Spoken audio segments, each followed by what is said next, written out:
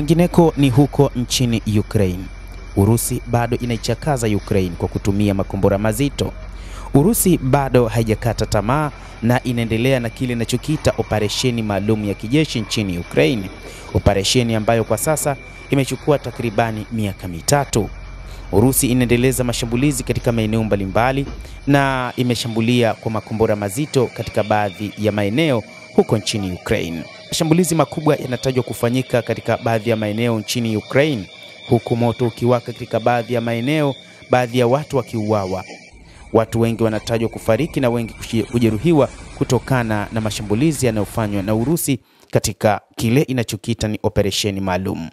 Kwa mujibu wa baadhi ya viongozi, wanadai kwamba Urusi imesema imetumia makombora mazito na kusababisha hasara katika baadhi ya maeneo na kuua raia karibia 5 katika baadhi ya maeneo na kujeruhi watu wengi ambao bado idadi yao haijafahamika. Baadhi ya watu wapo katika vifusi, lakini wengine wakiwa tayari wameshauawa. Wizara ya Ulinzi inasema imezidungua zaidi ya drone 50 kutoka nchini Ukraine ambazo zimeangushwa katika eneo la Belgorod ambalo hulengwa mara kwa mara na mashambulizi kutoka Ukraine.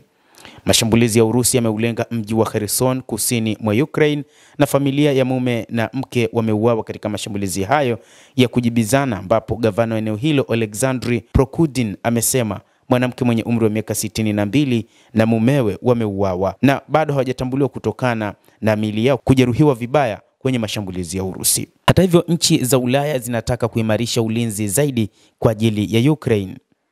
Rais wa halmashauri kuu ya Umoja wa Ulaya Ursula von der Leyen amesisitiza kwamba lazima Ulaya iimarishe ulinzi wake ili kuweza kukabiliana na pia kuvizuia vita vya Urusi inavyotumia mbinu tofauti katika mkakati wake wa vita. Bi Ursula von der Leyen amesema hayo baada ya msururu wa matukio ya uvamizi wa drone kwenye anga ya baadhi ya nchi wanachama wa Jumuiya ya Umoja wa Ulaya, mashambulizi ya mtandaoni na pia uharibifu wa nyaya za chini ya bahari. Von der Leyen, ambaye amekumbwa na kura kutokuwa na imani naye, bado ana imani ya kwamba anaweza kushinda vita huko nchini Ukraine, lakini hili bado ni tatizo kwake. Von der Leyen katika hotuba yake kwa bunge la Umoja wa Ulaya amewaambia wabunge kwamba matukio haya ni kampeni inayopangwa kwa uthabiti na inaendelea kupanuka, huku wale ambao wana mashaka na kile kinachotokea bado wakiwa wanaendelea kukana. Hapa kimaanisha serikali ya Urusi ambayo inadai kwamba haihusiki na mashambulizi hayo. Lakini pia hofu kubwa katika mataifa ya Ulaya ni namna ambavyo Urusi imekuwa ikifanya mashambulizi katika maeneo mengi huko katika taifa la Ukraine, lakini pia ndege zake za kivita zilizoonekana katika baadhi ya maeneo ya nchi za Umoja wa Ulaya. Ni hofu kubwa ambayo inatanda kwa mataifa ya Ulaya kutokana na namna Urusi inavyozidisha mashambulizi yake. Kadhalika, Urusi bado imekuwa ikishirikiana na Korea ya Kaskazini katika kufanya mashambulizi, huku kiongozi mkuu wa Korea Kaskazini Kim Jong-un akiahidi upatikanaji wa wanajeshi wa kutosha kwa ajili ya mapambano dhidi ya Ukraine ambayo inaungwa mkono na mataifa ya Magharibi.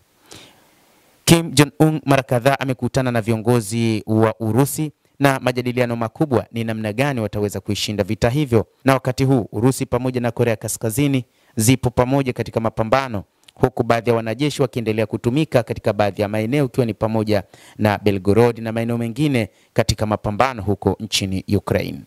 Mtazamaji, endelea kutufuatilia na nikusihi usisahau kulike, usisahau kucomment, kadhalika na kusubscribe channel yetu hii ili upate habari hizi kwa mapana hapa The World News. Jina langu ni Adam Hussein. Endelea kuwa nasi wakati wote, endelea kutufuatilia uyafahamu mengi yanayojiri duniani.